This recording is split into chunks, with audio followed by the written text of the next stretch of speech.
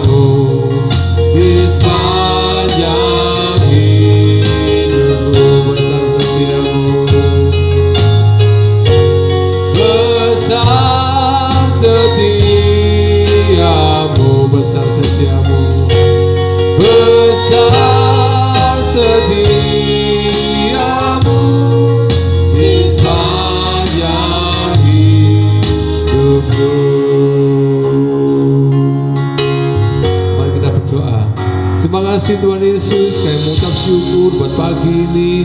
Tuhan Yesus hadirat di tempat ini Tuhan. Kami percaya bahwa hadirat Tuhan itu ada di tempat ini Tuhan. Kami mau memulai ibadah pada pagi ini hanya di dalam nama Yesus, dalam sukacita Tuhan. Haleluya, amin. Ada sukacita anak-anak? Puji Tuhan. Allah itu baik.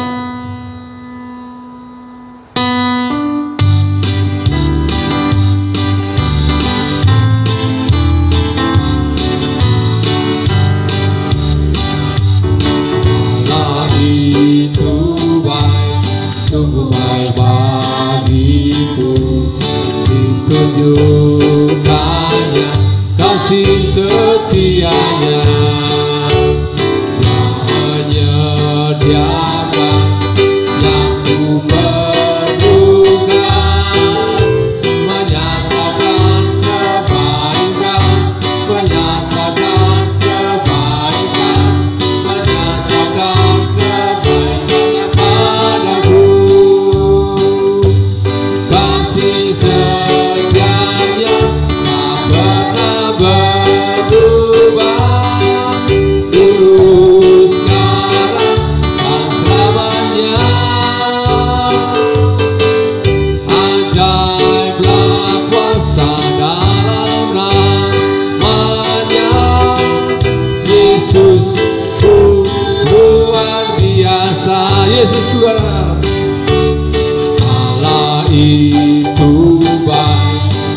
baik bagiku, ditunjukkannya kasih setianya yang menyediakan yang ku perlukan, menyatakan kebaikan, menyatakan kebaikan, menyatakan kebaikannya padaku. Kasih setianya tak pernah berubah, dulu sekarang selamanya. Ajaiblah kuasa dalam namanya, Yesusku luar biasa. Kasih setianya, kasih setianya tak pernah berubah, dulu sekarang dan selamanya. Ajaiblah kuasa dalam namanya, Yesusku luar biasa. Yesusku luar biasa, Yesusku luar biasa, Yesusku luar biasa. Haleluya, masih tetap semangat? Puji Tuhan. Kalau sebentar lagi kita akan mendengarkan firman Tuhan, kita pujikan pujian dengan apakah yang kubalas.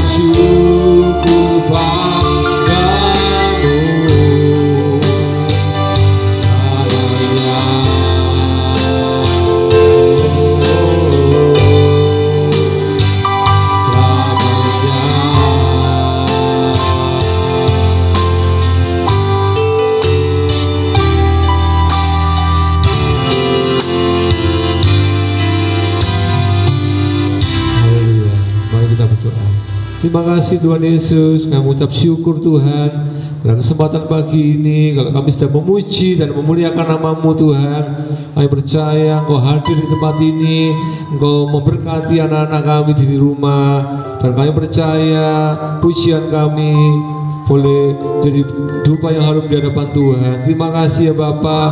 Kalau sebentar lagi kami akan mendengarkan firman Tuhan, berkati Bapak Ibu guru yang akan menyampaikan firman Tuhan, berkati firman Tuhan supaya firman Tuhan Yesus itu sanggup menegur kami, mengubah hidup kami Tuhan untuk lebih baik ya Bapak. Terima kasih Tuhan, kami sambut firman-Mu hanya di dalam nama Yesus. Haleluya, amin. Selamat pagi anak-anak, ketemu lagi dengan Bu Muri. Jika tadi kalian sudah memuji Tuhan, tiba saatnya kita akan mendengarkan firman Tuhan. Kita buka hati kita, pikiran kita, seperti tanah yang subur yang siap ditanami firman Tuhan. Pagi hari ini kita akan membaca dari 2 Raja-Raja 5 ayat 8 sampai 15. Ibu ulangi, 2 Raja-Raja 5 ayat 8 sampai 15. Bagi kelas 1-2, dengarkan saja ya. Ibu bacakan dengan cepat biar nanti uraiannya agak panjang. 2 Raja-Raja 5 ayat 8 sampai 15. Segera sesudah didengar Elisa abdi Allah itu bahwa Raja Israel mengoyakkan pakaiannya, dikirimkannya pesan kepada raja, bunyinya, "Mengapa engkau mengoyakkan pakaianmu? Biarlah ia datang kepadaku supaya ia tahu bahwa ada seorang nabi di Israel." Kemudian datanglah Naaman dengan kudanya dan keretanya, lalu berhenti di depan pintu rumah Elisa.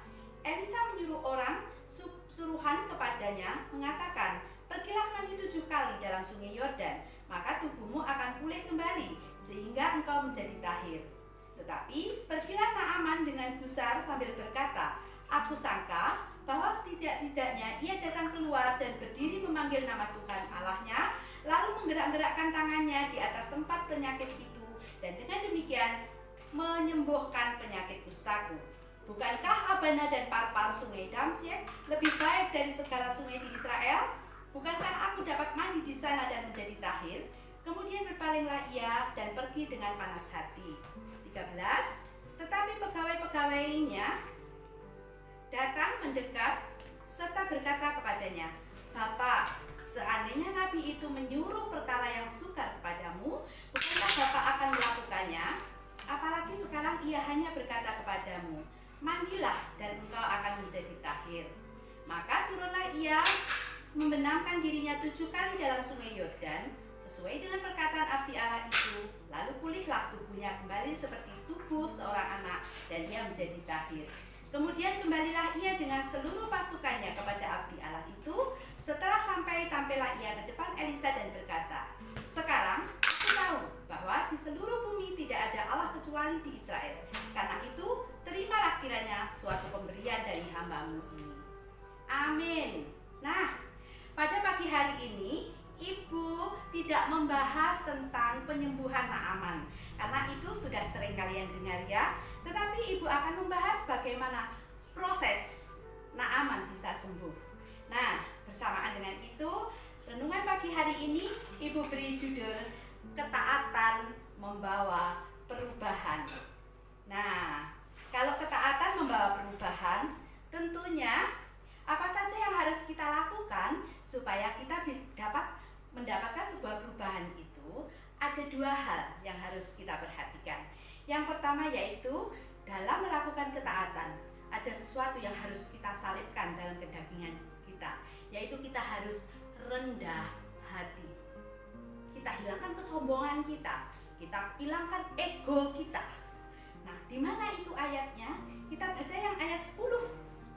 Elisa menyuruh seorang suruhan kepadanya, mengatakan, "Pergilah mandi 7 kali dalam sungai Yordan, maka tubuhmu akan pulih kembali, sehingga engkau menjadi tahir." Nah, disinilah Naaman baru melalui sebuah proses. Naaman itu seorang pejabat, dia panglima perang. Raja pun dekat dengan dia, berarti dia orang hebat dong. Kalau dia dekat dengan raja, mungkin kalau di Indonesia mungkin setara dengan menteri ya, atau panglima apa ya kalau di AKB itu Seperti itu, dia memiliki anak buah yang banyak. Tentunya dia dihormati, dia kaya, dia memiliki sebuah jabatan yang sangat luar biasa. Tetapi apa yang terjadi saat dia datang kepada Elisa? Elisa saja tidak menemuinya, tetapi dia menyuruh pembantunya dan dia disuruh mandi di sungai Yordan. Karena pikir Naaman, dia seorang pejabat, dia datang ke sana membawa persembahan, dia pun dikawal oleh pengawalnya banyak sekali. Kok diperlakukan seperti itu? Emang saya siapa? Seperti itu yang ada diri Naaman. Egonya keluar, kesombongannya keluar. Kok aku seperti ini? Nah, Naaman lupa bahwa dia membutuhkan sebuah perubahan dalam diri supaya sakit kustanya hilang. Dia keluar dengan panas hati. Maka di situ dikatakan, kemudian berpalinglah ia dan pergi dengan panas hati. Bahkan dia disuruh mandi di sungai Yordan yang notabene sungai itu tidak sebersih sungai yang ada di Abana dan Parpar. Maka dari itu seorang Naaman masih mengeraskan hatinya. Dia tidak mau untuk melakukan apa yang dikatakan oleh Elisa tadi. Tetapi dia lupa bahwa dia butuh perubahan. Nah, apakah kalau dia berkeras hati seperti itu dia akan mendapatkan sebuah kesembuhan? Kita lihat yang kedua. Sebelum kita masuk yang kedua, maka Ibu akan sampaikan begini. Di dalam kehidupan kita, manusia itu pada dasarnya membutuhkan sesuatu yang instan, sesuatu yang mudah, sesuatu yang cepat. Semua orang butuh dihormati, semua orang butuh dikasihani, semua orang butuh dianggap seperti itu. Tetapi dalam proses ini harus meletakkan hati yang betul-betul tulus dengan kerendahan hati, menyalipkan kedagingan. Maka begitu juga dengan kita. Di saat kita memerlukan sebuah perubahan dalam banyak hal, tidak hanya sakit penyakit seperti Naaman. Mungkin kita butuh prestasi yang luar biasa. Mungkin kita butuh untuk disayang orang-orang di sekitar kita. Mungkin kita butuh diperhatikan oleh Tuhan karena perbuatan kita. Maka kita harus meletakkan seperti Naaman, yaitu kesombongannya harus dikikis. Di saat kita contohnya mendapatkan tugas dari Bapak Ibu guru, merasa tugas itu kok sulit sekali, tugas itu kok banyak banget, baru diposting 10 menit kemudian sudah dikumpulkan. Tetapi kerjanya tidak seperti yang diharapkan oleh Bapak Ibu guru.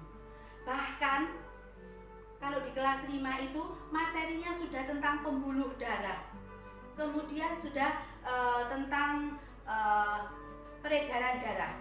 Jawabannya itu loh tentang pencernaan. Tidak nyambung. Kumpulkan tugas, tapi seperti itu. Adakah perubahan yang akan terjadi? Adakah sesuatu yang didapatkan? Tidak. Ketaatan itu penting. Bukan apa? Karena dari proses itu kita akan menemukan sesuatu. Ingat ya, firman Tuhan yang dibawakan Pak Pri beberapa hari yang lalu tentang bagaimana kepompong itu berproses supaya dia berubah menjadi kupu-kupu yang sangat indah, seperti materi kelas 5 saat ini tentang metamorfosis. Jangan ditolongi. Metamorfosis itu perlu. Sebuah daun itu perlu untuk menuju sesuatu yang baik. Begitu juga kita. Sebuah proses untuk mendapatkan sebuah perubahan itu penting sekali. Maka itu harus kita lalui. Yang kedua, proses yang harus kita lalui itu apa? Yaitu kita harus berpikir positif. Di sini Naaman pada ayatnya yang ke-11. Tetapi pergilah Naaman dengan busa sambil berkata, "Aku sangka bahwa setidak-tidaknya ia datang keluar dan berdiri memanggil nama Tuhan Allahnya, lalu menggerak-gerakkan tangannya di atas tempat penyakit itu, dan dengan demikian menyembuhkan penyakit kustaku." Waduh, kalau sudah ada kata "aku sangka",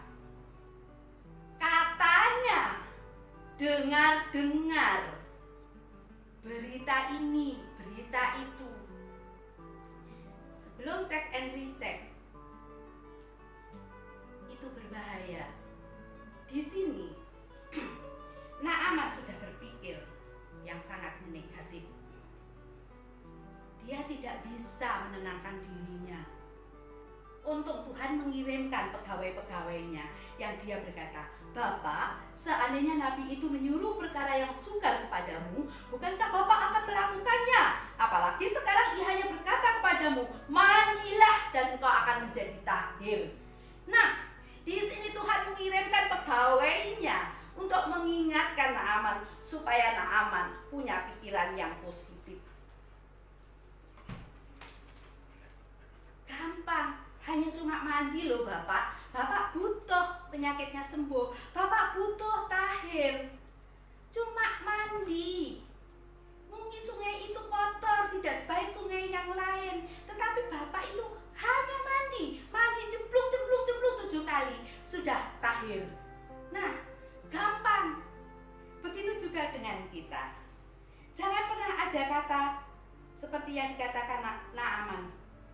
Aku sangka, jangan pernah aku sangka. Tetapi mari kita belajar. Kita lihat kenyataannya seperti apa. Check and recheck.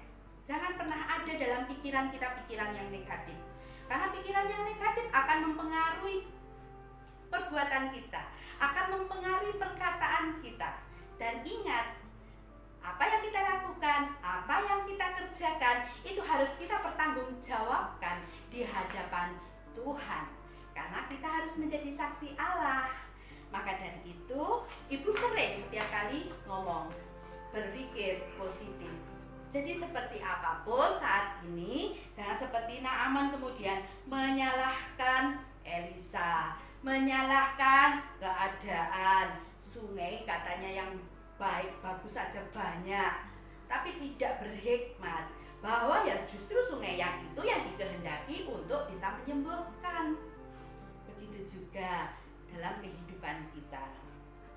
Di saat kita diberi tugas mungkin agak sulit, mungkin harus membuat video, mungkin harus membuat keterampilan ini, itu. Proses itu penting. Marilah kita belajar berpikir positif, berhikmat, kerjakan. Karena itu pasti program itu ada karena akan melatih jari-jari tangan kita. Sampai seberapa kita, motorik tangan kita yang paling kecil di ujung-ujung jari ini. Sebuah program itu dibuat sudah melalui seorang psikolog dan lain sebagainya. Jadi itu penting, proses itu sangat penting sekali kita lalui. Ingat loh ya, metamorfosis sempurna itu melalui 4 tahapan. Dan setiap tahapan tidak boleh ditolong, karena proses itu harus terjadi secara sempurna. Begitu juga di dalam kehidupan kita. Biarlah proses demi proses itu terjadi dalam diri kita.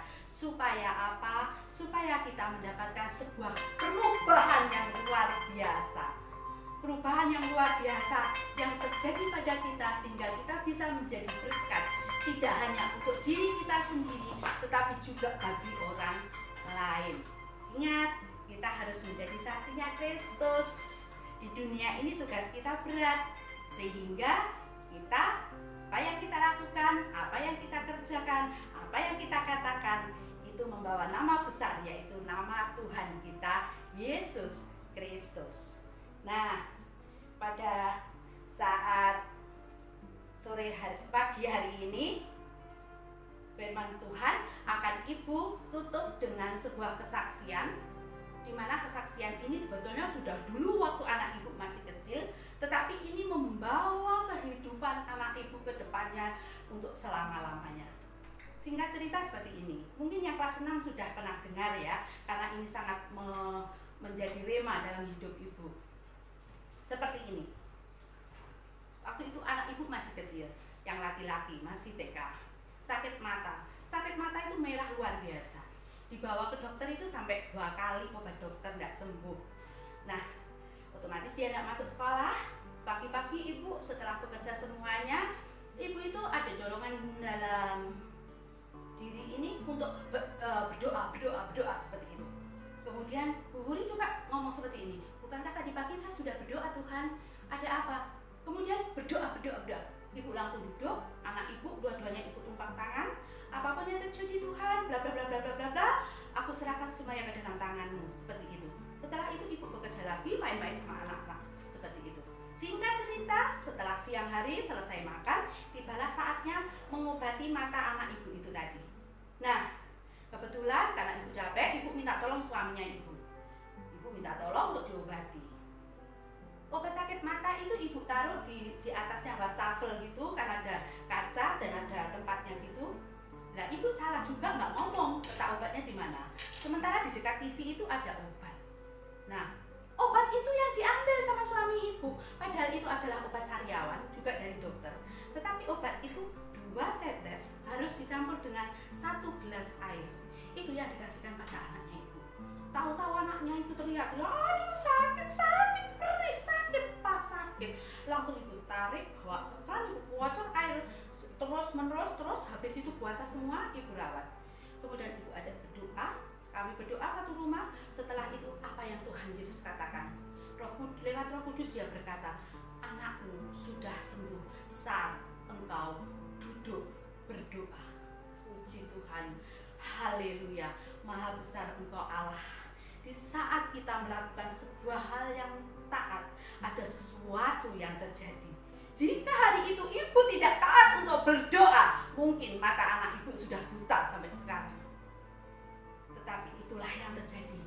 Maka dari itu, marilah kita ikuti apa yang dikatakan oleh Roh Kudus dalam diri kita. Apa proses dalam hidup kita yang harus kita lalui. Mari kita semuanya belajar taat. Amin. Kita tutup di dalam doa. Sungguh Tuhan, kasih kemurahan-Mu yang kami rasakan sangat luar biasa. Kami telah memuji Engkau, kami telah mendengarkan firman-Mu. Ajari kami Tuhan untuk taat, melakukan segala sesuatu yang Kau inginkan, karena itu akan membawa perubahan pada diri kami. Bawa kami untuk memiliki hati yang rendah hati Tuhan, jauhkan dari kesombongan maupun keegoisan. Begitu juga bawa kami menjadi orang-orang yang punya pikiran positif, sehingga bisa mempengaruhi setiap langkah hidup kami. Cara berbicara kami semuanya adalah baik adanya karena pikiran kami yang positif. Terima kasih Tuhan, meteraikan semuanya ini di dalam diri kami, anak-anak kelas kami dari kelas 1 sampai kelas 6. Tuhan berkati, Tuhan urapi. Kau jadikan mereka anak-anak yang luar biasa, menjadi kepala bukan menjadi ekor, menjadi anak-anak yang taat dan menjadi saksi-Mu. Begitu juga seluruh Bapak Ibu guru yang ada, orang tua, anak-anak kami, semuanya dalam pengurapan Engkau sendiri. Terima kasih Tuhan Yesus, beri kami kesehatan, kekuatan yang luar biasa, sehingga kami bisa mengisi hari-hari kami dengan baik karena pertolongan Engkau. Inilah doa dan ucapan syukur kami, semuanya kami serahkan ke dalam tangan kuasa Tuhan kami Yesus Kristus. Haleluya.